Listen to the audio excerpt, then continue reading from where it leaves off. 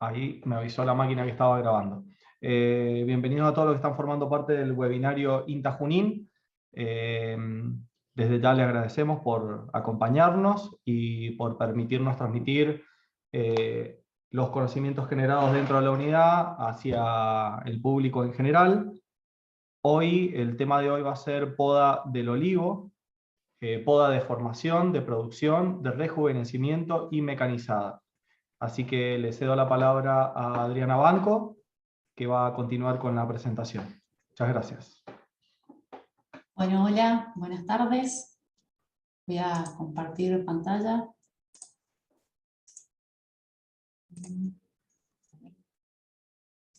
No sé si ahí se ve. Sí. Perfecto. En modo de presentación todavía no, ¿cierto? Ahí. Ahí estuvo. Así. Bueno, buenas tardes. Como decía Iván, vamos a hablar de poda del olivo. Esta charla en otras oportunidades la hemos dado de manera presencial. Nos parecía interesante por ahí poder acceder a más personas, entonces hacerlo virtual y que quedara colgado estaba bueno. Bueno, en esta oportunidad vamos a hablar Facu y yo, y cualquier cosa, cualquier duda que quede colgada, esto más o menos va a durar 1 hora, cualquier pregunta que no alcancemos a responder, nos escriben a nuestros mails. Los dominios de INTA son todos iguales, @inta.gov.ar, así que solo recordando nuestro apellido, nombre, pueden escribirnos, banco.adriana o calderón.facundo. Bueno, la primera pregunta que me surge de si voy a hablar de la poda del olivo justamente es ¿qué es podar? Podar, digamos, como concepto general a cualquiera se nos ocurre, que es cortar, quitar, estirpar una parte de una rama, una parte de una planta, un árbol, pero con algún propósito. Entonces nos preguntamos, la segunda pregunta que se nos viene a la cabeza es ¿cuál es ese propósito? ¿Para qué podamos? ¿Por qué vamos a podar? Hay distintos objetivos, distintos objetivos que queremos llevar a cabo. Entonces, bueno, justamente puede ser una poda de jardinería, va a ser muy diferente de una poda en urbanismo, una poda de forestales o de frutales. Si pienso en una poda de jardinería, va a ser más apuntado a lo estético, quizás me van a importar las formas, cubrir volúmenes o ciertas cosas. Si pienso en una poda para urbanismo, lo que voy a estar priorizando, por ejemplo, es el despeje del cableado de la luz. Si pienso en la poda de forestales, lo que voy a estar buscando es desramar, digamos, para conseguir madera con menos nudos. Y en este caso, el que vamos a hablar hoy es poda de frutales, en el caso puntual del olivo. Voy a tener también distintos objetivos a los que quiero apuntar según la etapa en la que esté ese cultivo. ¿Cuáles pueden ser algunos de esos objetivos? Otorgar una forma adecuada al árbol. ¿Qué es una forma adecuada? ¿A qué nos referimos? A, por ejemplo, mejorar la captación de la luz. Nosotros al darle mayor aireación permitimos no solo que ingrese mejor la luz, la irrigación, también el ingreso de los plaguicidas. Un olivo que se encuentra como muy cerrado no permite el ingreso de plaguicidas, y entonces en el interior las plagas encuentran un nicho perfecto para multiplicarse. Entonces un objetivo también es despejar un poco y abrir un poco ese árbol para que ingresen la luz, el aire y los plaguicidas. Mantener el equilibrio entre el crecimiento y la fructificación, eso también puede ser un objetivo de la poda. Y alargar el periodo productivo. Acá cuando digo ojo con las recomendaciones extranjeras, en realidad a lo que me refiero, más que nada es una invitación. Esto es un instituto de investigación y de desarrollo tecnológico. Muchas veces han llegado productores o productoras que nos dicen, bueno, hice todo esto porque me dijeron que lo hiciera, fueron recomendaciones que me fueron llegando, y a veces a lo mejor ninguna estaba mal, pero juntándolas todas, capaz que se hizo mucho lío. Entonces, cuando tengan ese tipo de recomendaciones, vengan, acérquense para probar, lo podemos probar acá, podemos experimentar acá, y no pierden ustedes, digamos, porque hacer podas extremas o cosas que hagan mucho daño, por lo menos en frutales, son años de perder producciones o cosas así. Así que bueno, esto más que nada es una invitación a que se acerquen y experimentamos juntos. Algunas ideas generales, ya entrando puntualmente en el caso de una poda de olivo, es, por ejemplo, el olivo en general, cuanto menos lo podemos, es mejor. No quiere decir con esto de que no hay que podarlo. Lo que queremos decir es que hay que ser bastante cuidadosos.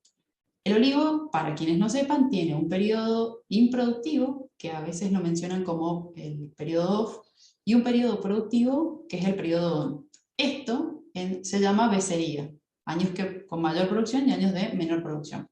En los periodos improductivos es mejor podar lo menos posible. O sea, solamente cortar las ramitas secas, las que están abajo, lo que menos se pueda en el periodo improductivo. En el periodo productivo se puede podar un poquito más, siempre con la premisa de que cuanto menos podemos es mejor. Y cuando hacemos podas intensas, eso es cuando estamos en periodo de vejez, de envejecimiento de la planta, y lo que queremos hacer es justamente rejuvenecerlas. Estas podas no se hacen anualmente como las otras, estas se hacen muy espaciadas, en muchos años de diferencia. Ya después Facu nos va a contar la experiencia que tuvimos acá en el INTA, pero bueno, ese sería el único momento en hacer podas intensas. ¿Qué tipos de podas tenemos? Podas de vivero, podas de plantación, podas de formación, de producción, de rejuvenecimiento. Vamos a ir viendo algunas parte por parte. Por ejemplo, en una poda de plantación, lo que nos interesa, en principio, es empezar a formarla, pero todavía no hablamos de formación, sino que hablamos del momento de la plantación, que lo que hacemos es eliminar los brotes que son muy vigorosos y que están a una altura muy baja. ¿Qué sería esa altura baja? La altura a la que queremos formar la cruceta de la planta, o sea, los brazos de donde queremos que salgan, generalmente es a partir de los 80 centímetros, para dejar despejado todo el tronco y cuando se quieran hacer aplicaciones o laboreos, esté despejado y no estemos interfiriendo con la copa del olivo. Entonces, una de las cosas que hacemos es eliminar esos brotes. En algunos casos también sirve para equilibrar la parte aérea de la radicular. Cuando vamos a hacer estas plantaciones, digamos, muchas veces se dañan las raíces, entonces también está bueno una poda para nivelar y equiparar estas áreas, tanto la aérea como la radicular. Bueno, ya que mencionamos el tema de la plantación, vamos a hablar de una plantación correcta. Sería importante hacer un hoyo profundo en donde las raíces quedan lo más estiradas posible, hacerle un bordecito para que el agua de riego no lo afecte, quiero buscar el puntero láser, hacer un borde para que el agua de riego circule por los costados y no esté tocando, digamos, el cuello de la planta, y hacerle ataduras para que se mantenga unida al tutor y que crezca lo más erguida posible hasta que la plantita ya pueda mantenerse sola. Esas son como algunas de los consejos. Cuando llegamos a la poda de formación, al llegar a la altura deseada, esto que decía de los 80 centímetros, lo que hacemos es eliminar todas las ramas que estén por debajo, principalmente aquellas que hayan sido como muy vigorosas, pero si no, todas las que estén por debajo de los 80 centímetros. Y en la copa tratar de no hacer muchas intervenciones hasta esperar que las ramas nos indiquen cuáles van a ser como las principales. ¿Cómo nos indican? Porque adquieren como cierta predominancia en el crecimiento. Bueno, si la planta ha tenido un buen crecimiento, al cabo de 2 o 3 años, ya empieza como a seleccionar, o sea, ya empieza como a mostrarnos algunas ramas principales que si están bien ubicadas, y si ese es el formato que le vamos a querer dar, las seleccionamos. Si no, bueno, seleccionamos las que queden mejor ubicadas. En general, si vamos a hacer, por ejemplo, una estructura en vaso, no más de 4 ramas, 3 todavía es mejor, y con el mayor ángulo posible entre ellas.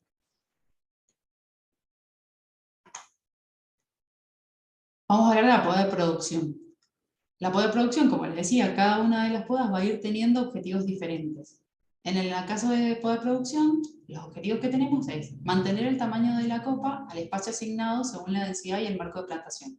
Esto sobre todo es muy importante cuando lo que queremos es hacer cosecha mecanizada, o incluso algunas podas con máquinas, porque no ingresan las plantas en cualquier tamaño o volumen de planta, entonces es importante mantener los tamaños, porque si una planta se va muy grande, ya después traerla es mucho más difícil que mantenerla en el tiempo. Mantener el sistema de conducción que hemos elegido, bueno, esto es un poco más de lo mismo. Formar el árbol fácilmente cosechable. ¿Esto qué significa? A veces permitimos que el árbol se vaya en altura y realmente se maneja como en alturas muy grandes, que se hace difícil tanto la cosecha como otro tipo de manejos o aplicación de agroquímicos y demás se vuelve complicado. Entonces, bueno, formar el árbol para mantenerlo a alturas fácilmente manejables. Atenuar sobre la becería, si nosotros respetamos esto que decíamos de con años improductivos o años productivos, podar más y menos, lo que hacemos es atenuar un poco ese efecto de la becería y también, bueno, aumentar la cantidad de luz y de aireación. Si bien parece que están como un poco relacionados entre sí, cada uno de los objetivos también conserva su propio fundamento, digamos. Esto por ejemplo, cuando dejamos que un árbol se vaya en altura, seguramente muchos o muchas de nosotros hemos visto olivos gigantes que ocupan mucho espacio, mucho lugar, pero en realidad la mayoría de ese olivo, la mayor parte de ese olivo, todo esto que está acá, está constituido por ramas que están secas, que no, digamos, que no reciben iluminación y por tanto tampoco producen. La mayor producción la encuentran sobre todo acá arriba, que es la zona más iluminada, un poco por los costados, y lo que menos tiene es lo de adentro. Entonces, si nosotros bajamos esta estructura a un tamaño menor, las mismas producciones las vamos a tener, pero en estructuras mucho más manejables. Esa sería como la idea de a veces tener que renovar y volver a una planta mucho más chica.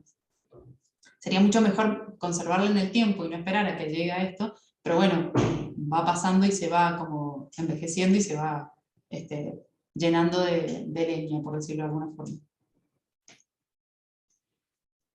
¿Por qué tenemos una carita sonriente y un coso? Si pudiéramos ver la planta desde arriba, podemos ver que en esta se hace como una planta lobulada, que dice, en donde de alguna manera cada una de estos lóbulos corresponde a una de las ramas. Si nos imaginamos como una cruz adentro, cada una de estas lobulaciones pertenecería a una rama o la rama principal y a un conjunto de subramas y demás.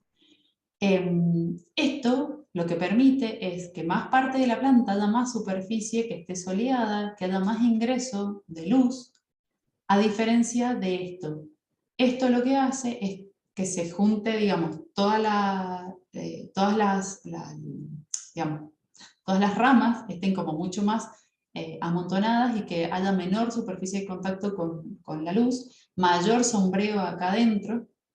Entonces, en lo posible, hay que tratar de armar estructuras con esta forma. ¿Qué tipos de cortes hay? Tenemos dos tipos, uno de raleo, que sería la extirpación completa de la rama, y uno de rebaje. Digamos, ¿de qué depende hacer uno u otro? Es del objetivo que querramos, de lo que queremos producir. Si nosotros hacemos un despunte o un rebaje, lo que estamos estimulando es el crecimiento de las yemas que están por detrás de ese corte, de acá para abajo. Primero se van a estimular estas y en segunda medida se van a estimular estas otras. Mientras que si hacemos este tipo de corte, lo que queremos estimular es el crecimiento de las yemas que se encuentran en esta rama principal.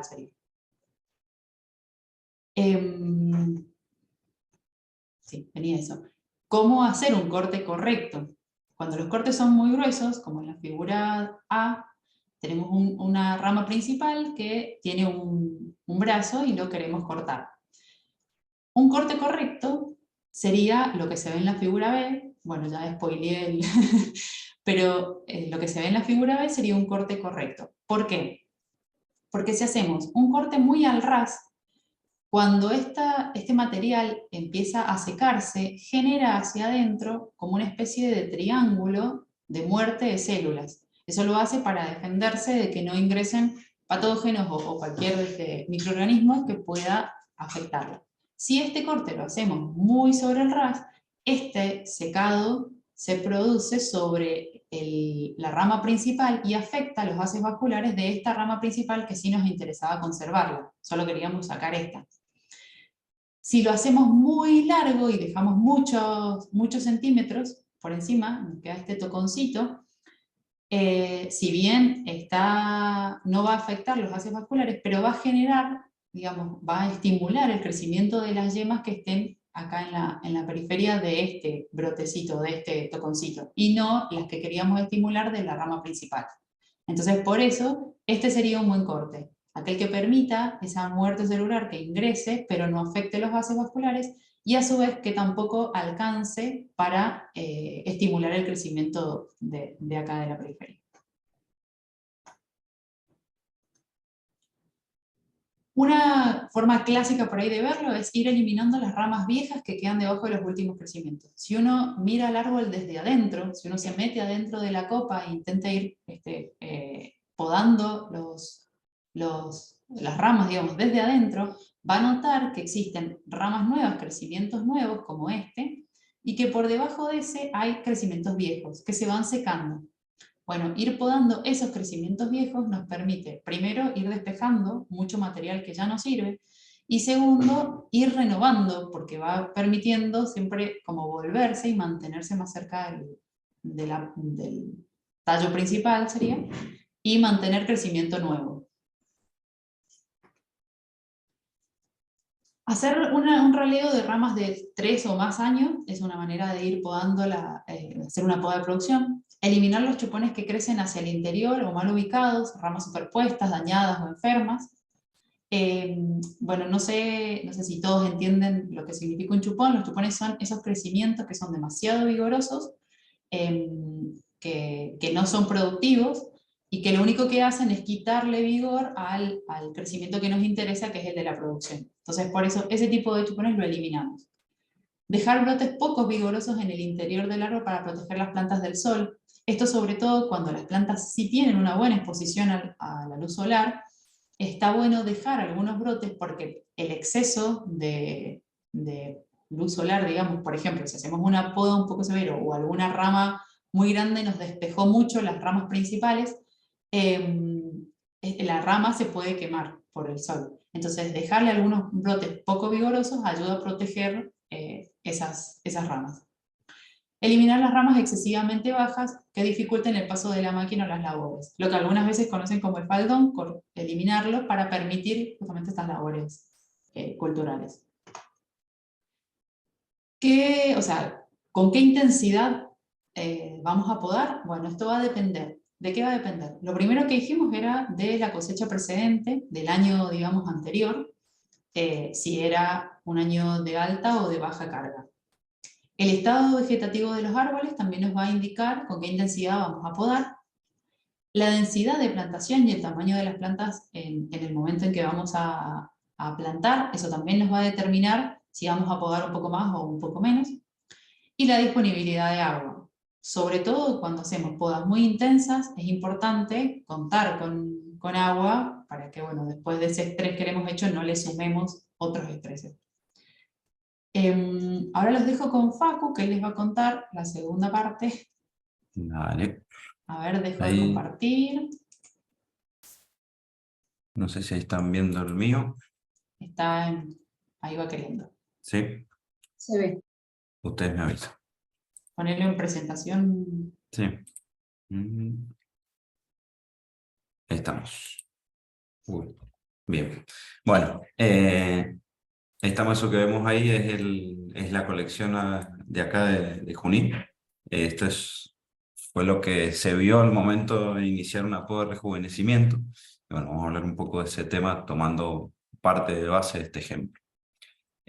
¿Cuándo se realiza esta poda de rejuvenecimiento? ¿Cuándo vemos óptimo este ingreso que dijo Adriana de decir tengo que ingresar a una poda severa porque tenemos ese crecimiento que ya no es improductivo, imposible de cosechar y no tiene sentido mantenerlo, porque tenemos un costo enorme en mantenerlo para que nos dé muy poca fruta.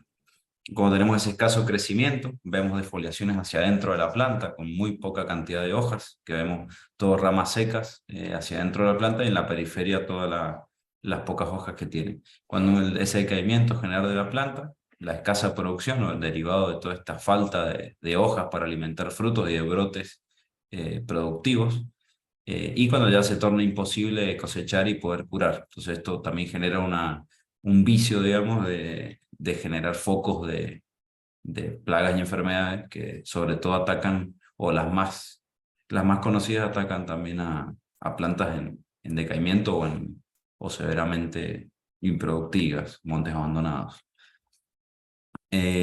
Sobre esto también es una característica que se ve mucho en los montes frutales, sobre en olivares, con ramas con tumores de tuberculosis, sobre todo después algún granizo, alguna helada, empiezan a haber afectaciones, también es una cuestión varietal, pero bueno, se ve mucho en montes más descuidados, entonces hay que prestar especial atención a estas enfermedades. ¿Dónde se hacen los cortes? ¿Cómo hago los cortes? Depende también de cómo vea yo la condición de la planta. Obviamente que esto puede ser a nivel de monte completo, si están más o menos en similares condiciones, pues yo obviamente después voy a seguir planta por planta. Una cuestión puede ser conservar la estructura, usar el puntero, conservar esta estructura de que ya tenemos la planta de 3-4 brazos, según obviamente el sistema de conducción que ya lo mencionó Adriana. Entonces lo que haría es hacer los cortes más hacia arriba y formar una especie de pequeños árboles en cada rama pero brazo principal, dando la opción a no rebajar, como lo que está acá abajo, que es el afrailado, cuando ya tenemos una situación severa de que no puedo elegir brazos o los que elijo están un poco desbalanceando la planta y corro el riesgo de rajado de ramas, que tenga después quemados por el sol. Entonces la opción más severa es el afrailado, que es el corte a la altura de la cruz. La incisión de ramas es algo que no se hace mucho, pero bueno, vale la pena mencionarlo. Se hace ese corte donde se saca parte de la corteza, y lo que se provoca es con una incidencia en que puede haber algún rebrote en esta zona, luego de podado obviamente aquí. Entonces acá lo que podemos es fomentar el desarrollo de ciertos brotes a la altura por debajo del corte.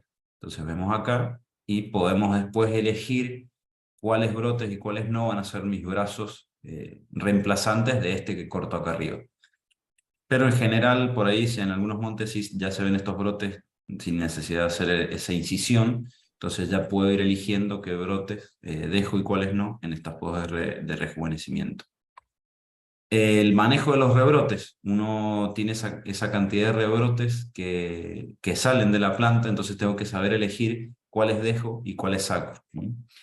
Obviamente que jamás hay que sacar, o por lo menos en brotes chicos, lo que se llaman brindillas que surgen de las ramas principales hacia adentro del tronco, porque cumplen la función de proteger frente al sol, entonces evitan el quemado y posterior rajado de los brazos.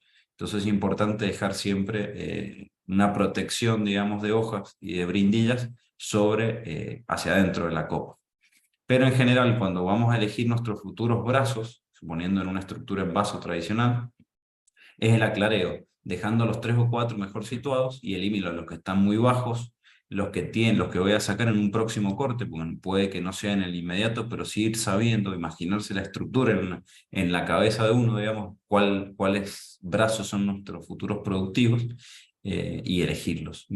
Y los que crecen hacia el interior en posiciones muy cruzadas o que por ahí se empalman entre dos brazos, siempre elegir uno. Y las alternativas, como les mencionaba, puede ser el renovar a nivel de porcentaje o cantidad de plantas con el monte, o en la misma planta poder renovar de a un brazo por vez o de a 2 brazos. Obviamente va a depender también del vigor que tengan las plantas, de la necesidad del mismo productor de producir, o sea, necesitar fruta inmediatamente para poder solventar también el ciclo económico. Bien. Esta fue la poda en septiembre del 21. Ahí verán que la cantidad de material que se sacó es bastante, y eso es solo la parte de ramas secundarias y brindillas. Después estaba todo el tema de la madera. Esto fue en noviembre del 21, ya una vez ya iniciado obviamente el ciclo de brotación y de activo crecimiento y movimiento de savia.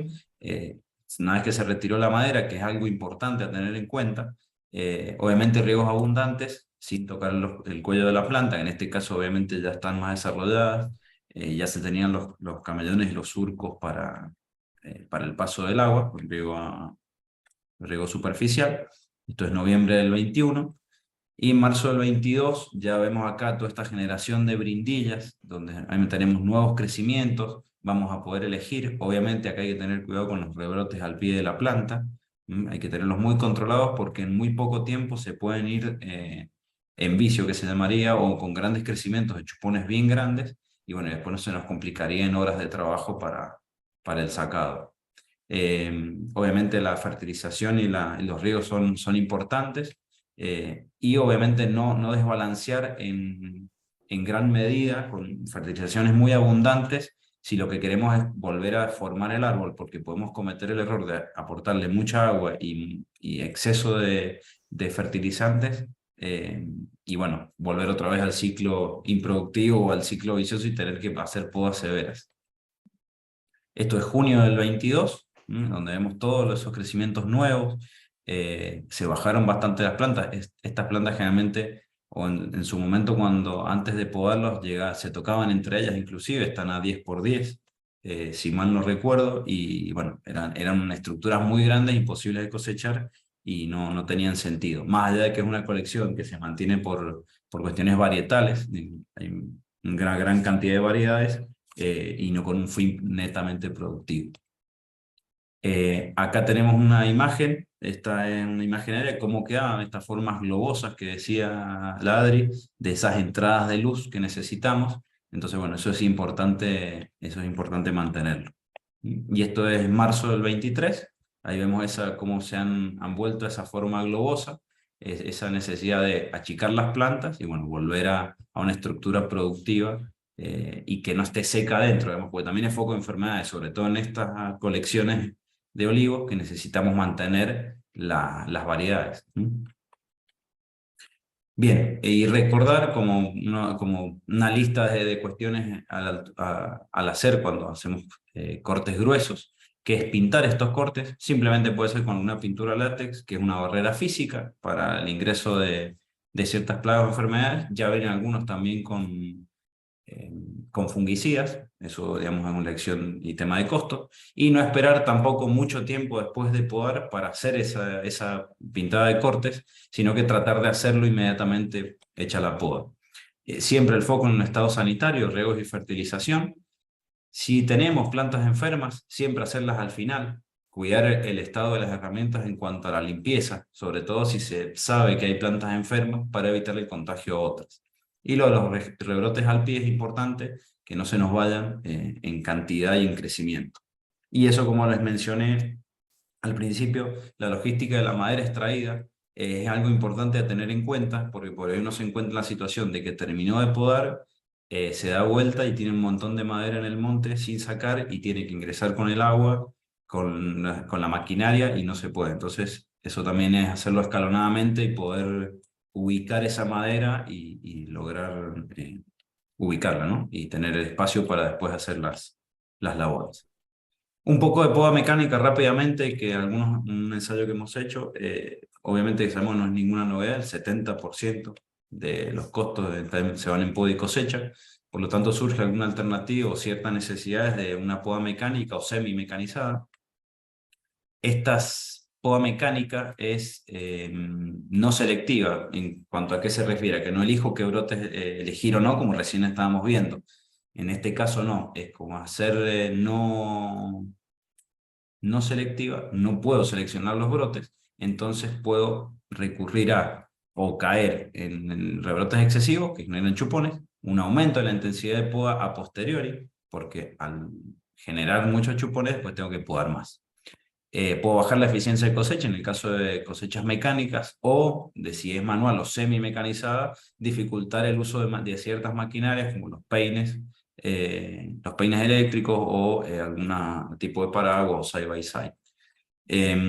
Y bueno, incremento el sombreamiento entre plantas, sobre todo que cuando hablamos de poda mecánica, por ahí lo asociamos a sistemas superintensivos o intensivos, en donde tengo plantas muy juntas y bueno, puedo generar sombreamientos muy excesivos que dificultan la producción adecuada.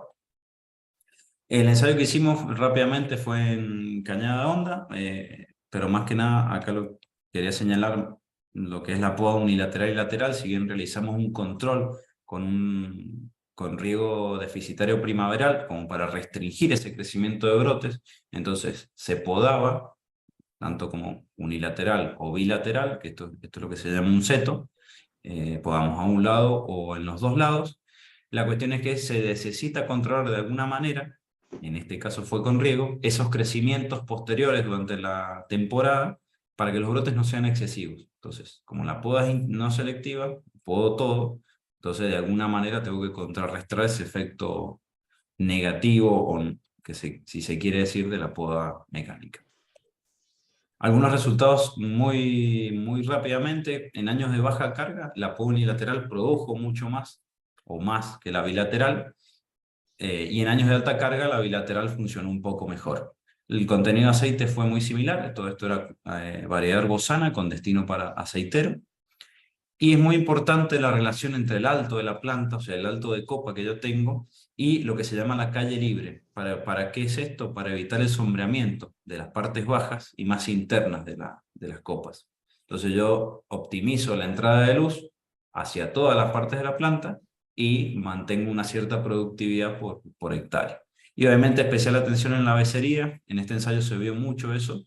Y hay que saber bien cuándo entrar, como explicó ya Adriana, en qué momentos entrar con mayor o menor intensidad, según el año que me precede, si es de alto o bajo rendimiento. Inclusive también se hablan de años intermedios, entonces saber en qué momento me encuentro yo del ciclo, según la edad de la planta y las producciones anteriores, y bueno, ver ahí en qué momento puedo dar y con qué intensidad.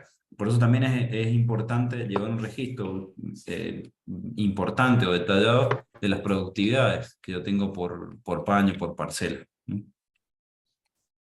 Y los ensayos de poda mecánica, básicamente lo que hacemos, empleamos para la parte experimental, digamos, y se podan los setos de esta manera, una pared vegetal con los cercos en unos loteos similares.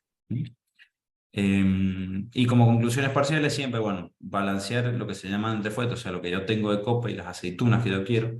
Entonces es una cuestión de no excedernos en una y en otra. Siempre la poda mecánica en este caso va a ir acompañada de estrategias, fertilizaciones, o sea, medir las fertilizaciones, tenerlas bien controladas, el riego es importante.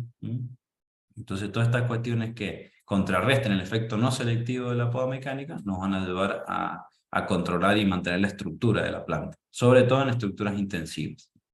Bueno, estas cuestiones ya las mencionamos respecto a la sanidad y el mantenimiento de los equipos. Y evaluarlo del momento de intervención, porque siempre hay que hacer un seguimiento fenológico o de las etapas en las que nos encontramos durante el ciclo productivo, porque por ahí sería interesante que estamos incursionando en eso por ahí, de ver otros momentos de intervención como para contrarrestar y lograr el objetivo, digamos, de producir, pero también de ahorrar, en este caso con una poda mecánica, costos de poda. Esto algunas imágenes de algunos ensayos en Chilecito, en La Rioja, en una máquina podadora. Esto es bastante, digamos, complejo para lo que por ahí hablamos en las podas de rejuvenecimiento en montes tradicionales, que es otro el objetivo. Acá es otra cuestión que se busca, que es la mecanización 100%. Entonces esto, además de podar, va aplicando productos con picos. Acá también es otro tipo de podadora, que es una disco, una máquina de discos, perdón, de 3 ejes que giran sobre su mismo eje. Y bueno, esto nos permite podar estos setos, que es lo que vemos acá, son estructuras súper intensivas, con distinta finalidad que los montes tradicionales, que una cosa no reemplaza a la otra, sino que bueno, en una se busca adaptar lo que ya tenemos al monte que existe, y bueno, en otros casos, si se habla de plantaciones nuevas, por ahí lo que se busca es esta mecanización integral, por un tema de costos. Y eso sería todo. Muchísimas gracias. Y están nuestros contactos por cualquier cosa. No sé si alguien tendrá alguna pregunta.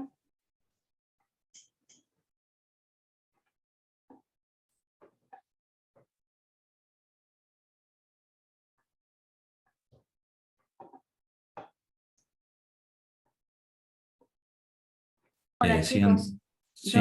felicitaciones, me encanta esta charla. Gracias. Yo quería consultar dos cosas más que nada asociadas a la poda mecánica, que es por qué si hay un control, o cómo explicarías el control que hay sobre el crecimiento vegetativo que no impacte tan fuertemente en la producción. Y no me quedó muy clara esta relación entre la poda como bilateral en el año bueno y unilateral en el año de mala carga. Eso no me quedó muy claro, si me lo puedes explicar un poquito mejor. Gracias. Bien. La de poda mecánica. No me quedó claro bien igual la pregunta, la de mecánica, Agus. Es como que hay estrategias de control del crecimiento vegetativo que pueden ser el riego o la menor fertilización, de acuerdo a lo que Sí, cuestiones de plantearon. manejo. Y cómo esas, o sea, o hasta qué punto controlas el crecimiento vegetativo para no afectar la producción. No sé si ahí se entendió mejor. Sí, no, en ese sentido, sí, bueno, en este caso, justo en este ensayo, bueno, que es parte de la tesis, en esos niveles del 45-50% de la evapotranspiración, se logró un control del crecimiento, se afecta la producción, pero obviamente no significativamente, se baja, pero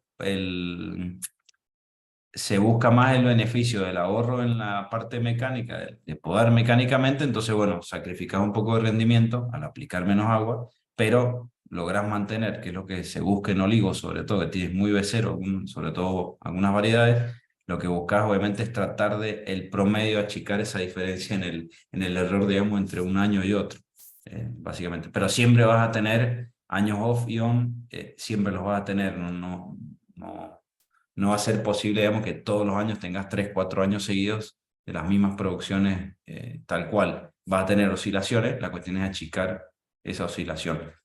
Okay. Pero bueno, es Y un conjunto de cosas, no es que solo riego, solo fertilizaciones, todo eso, esos manejos son los que influyen. Y en esos casos en los que vos aplicás un riego deficitario, es como que disminuís un poco la producción, pero más el aporte de agua, por lo cual Claro. no sé si han calculado o evaluado eficiencias en el uso del agua de la producción, Uh-huh. aumentaría en esos casos.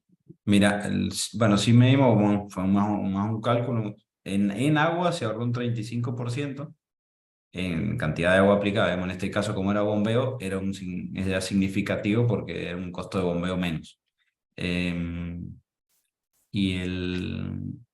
Y me olvidé otra cosa que te iba a decir. Pero bueno. Referido a la Pero, producción, perdiste menos del 30%. y la producción, entonces, claro, y menos, claro, la producción perdida fue menor. Entonces aumenta la eficiencia, que es el cociente. Exacto. Aparte el periodo durante el que se hace es durante el crecimiento de brotes. Por ahí los periodos más importantes, a partir de endurecimiento de carozo, que en este caso es alrededor del fines de enero, por ahí ya no se aplica déficit, entonces tenés una buena síntesis de aceite lleno de fruto. Entonces por eso es también la época en qué momento se hace. Ajá. Bueno. Por ahí viene la mano. Bueno, gracias. Nena. Antonio. Antonio. Vamos, O estaba saludando.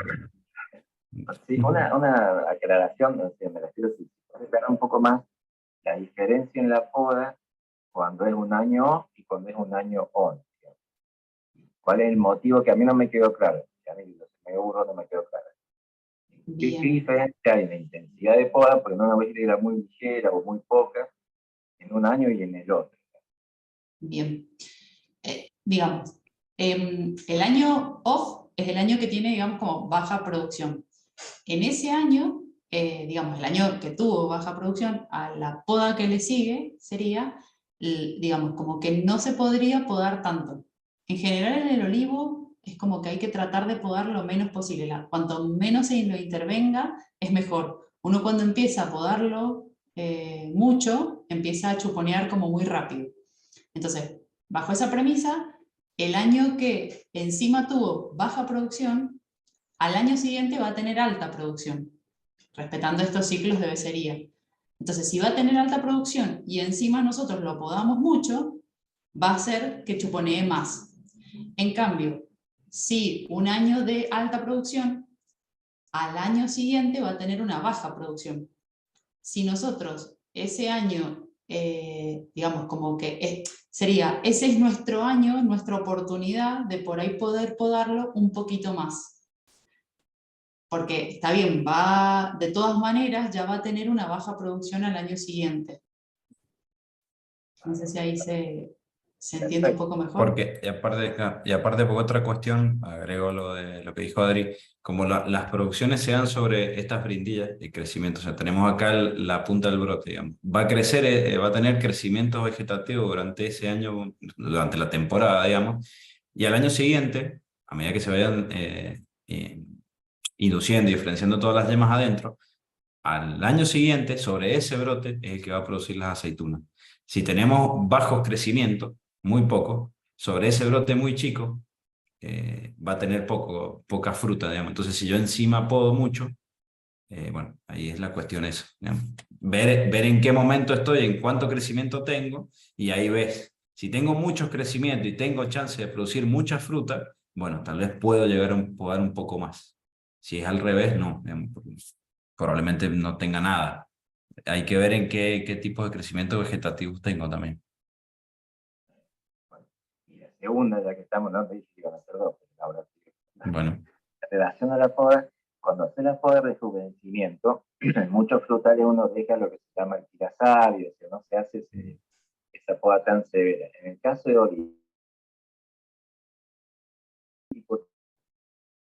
se entrecorta un poco. se rama con menos poda en relación a las otras. Decía lo que en el momento de la poda de rejuvenecimiento, muchas veces dejamos un tirasabia. Sí. No sé si esto en olivo es necesario, de acuerdo a la experiencia de ustedes.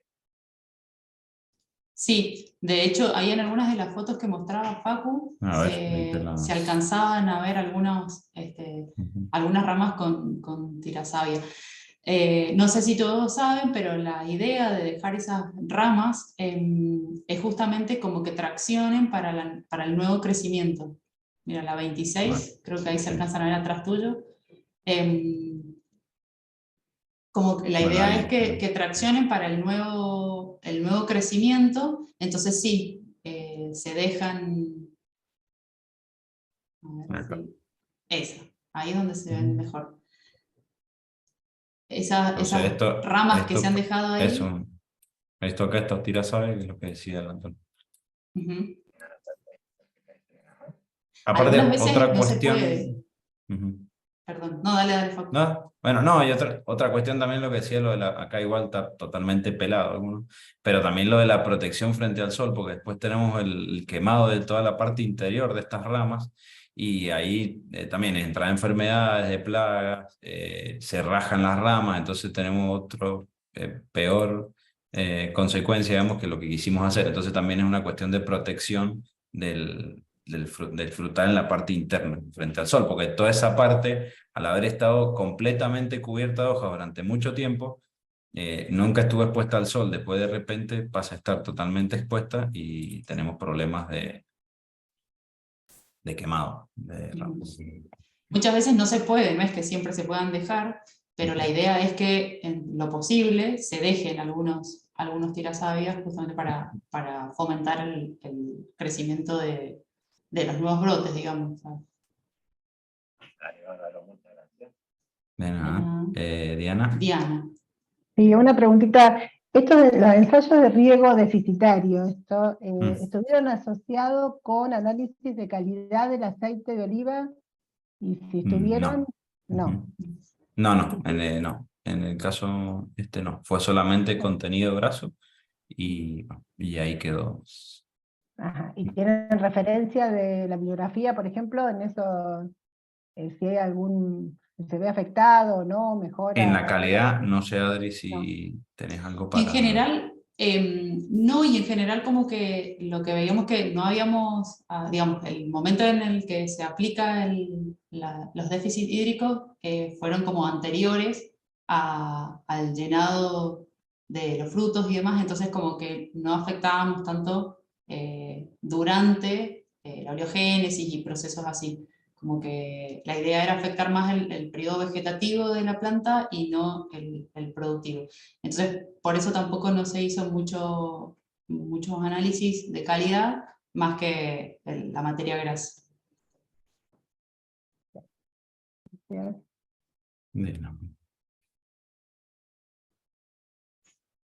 No sé si... Persona más. Yo de nuevo. Agustín. No, era una sola pregunta, por persona. Bueno, lo siento. Sí. Para continuar con la pregunta de Diana, si el hecho, porque nada, desconociendo bastante el cultivo del olivo, si los años beceros de más y menos producción también tienen influencia en más o menos calidad del aceite. Eso creo que es más una pregunta para la Abel. En realidad no es que afecten tanto en la calidad, pero sí te van a afectar en la época de maduración. Los años que tienen menores producción, los frutos se llenan antes, maduran más temprano y todo como que se suscita más temprano. Entonces, bueno, por ahí es como, ese es el punto, que puedes tener como diferencias en las calidades, pero más que en las calidades, sino como en la composición de los aceites. Si vos cosechas un aceite que está con fruta más en verde, vas a tener tonalidades o atributos más verdes, justamente, y no tanto de la variedad en sí. En cambio, si vos permitís que madure más, vas a tener como más atributos de la variedad, que como muy propios de la variedad madura. Y lo vas a notar, digamos, en el aceite, pero no va a ser en detrimento de su calidad, simplemente va a ser una diferencia. Ok. Como paletas distintas, pero no en cuanto a más o menos calidad, sino tipos distintos. Sí, la calidad en realidad está asociada al proceso, o sea, muy asociada como al proceso productivo, que sea en condiciones, digamos, bien hecho, de higiene, que no Más haya de la tenido industria plagas, que de ¿no? la fruta. Sí, un poco más de la industria que en ese sentido, digamos. Ok. Bueno, gracias. No más preguntas. Señoría. Señor juez. Hola, Diana. chicos. ¿Me escucho? Sí, Diana. Sí. Sí, ¿Cómo ando? perfecto. Los felicito, muy claro. Gracias. Ya que entramos en el tema, no les iba a preguntar, pero bueno, ya que entraron en el tema del déficit, si vieron aparte, dijiste que no fue significativa en la parte productiva, en cantidad de fruta, pero si vieron diferencias en tamaño de fruta, porque en la parte de primavera es cuando, digamos, es la etapa de división celular y puede haber diferencia en tamaño de células, o a lo mejor eso después, la fruta llegó al mismo tamaño en cosecha o no. Bien. Sé que Sí. ¿Cómo? sé que quizás no se vio el número de células, pero a lo mejor pudieron ver diferencias de tamaño de fruta. Ajá. Bien, no, en realidad el tamaño, bueno, arbozano, ¿viste? Tiene un fruto un poco bastante chico y es más racemoso. No hubo diferencia en tamaño, sí un poco en madurez. Igual ahora, como que hice medio hincapié en la diferencia entre bilateral y unilateral, pero sí obviamente la fruta por ahí con con podas bilaterales más el riego deficitario estaban un poco más maduras, digamos, diferencias mínimas en el índice de madurez, que sí eran obviamente diferencias estadísticas, como si le decimos nosotros, pero eran mínimas esas diferencias, pero sí las había en un fruto un poco más maduro, en el índice de madurez, que lo va por el color y el estado de la fruta. Y que se vio más obviamente en los riegos deficitarios, sobre todo con podas bilaterales. Esa combinación entre las dos fue lo que fue dando como una escalera, una graduación en la productividad. Sí hay diferencias cuando obviamente se ponen, se hace como si fuera la poda con el riego, digamos, ahí sí hubo diferencias en las productividades, pero no, si separamos solo por poda, depende del año, obviamente la que funcionó mejor y cuál no. Pero fue más afines también de la presentación esta, que por ahí tanto el énfasis en si fuera lo estadístico o no.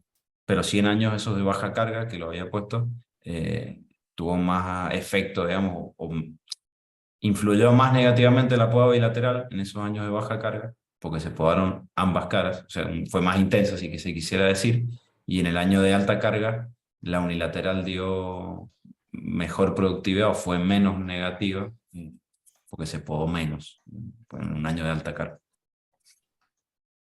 Pero más mirado de la poda, no tanto desde el déficit, en este caso de la presentación. No sé si Sí, fue más sí, lío sí. o... No, en definitiva sería mejor la poda unilateral, digamos, sea año de alta o baja carga. Y en realidad sí, porque vos estás entrando todos los años aparte, además, porque en la bilateral, lo que hicimos nosotros fue bilateral un año, al año siguiente no tenía intervención, entonces pasaba toda una temporada donde tenías crecimientos, y si por ahí era un año de baja productividad, entonces se favorece mucho el crecimiento vegetativo, porque tenés una competencia entre frutos o entre parte vegetativa y reproductiva, que es lo que le decía el balance de fuente y destino. Entonces sí, por ahí la poda unilateral sería más recomendable, obviamente que hablamos de bilateral y top, el top siempre se poda, por una cuestión de altura de planta y no se vayan en altura, entonces por ahí la unilateral es mejor o más recomendada porque se entra a podar todos los años y logras mantener un cierto control. Bueno, gracias. De No más nada. preguntas tampoco. Vamos cancelando, gente. A ver en el chat, a ver. ¿Tiene influencia sobre la acidez del fruto al momento de realizar el aceite? No sé si el riego o la poda. Sí, bueno, de cualquier de cualquier manera, como que la acidez en realidad del fruto no va a estar tan determinado por eso, por la poda, que era las dos. No va a estar tan determinado por la poda o por el riego en sí. De hecho, es como uno de los parámetros que se mantiene un poco, digamos, bastante estable. Es más afectado por plagas o enfermedades, no sé, por una lastimadura en el fruto, por ejemplo, afecta inmediatamente la acidez del fruto, y no así por ahí el riego o la poda. No se va a ver, digamos, a futuro, siempre y cuando el fruto no se haya dañado. No sé si se responde. No, de nada.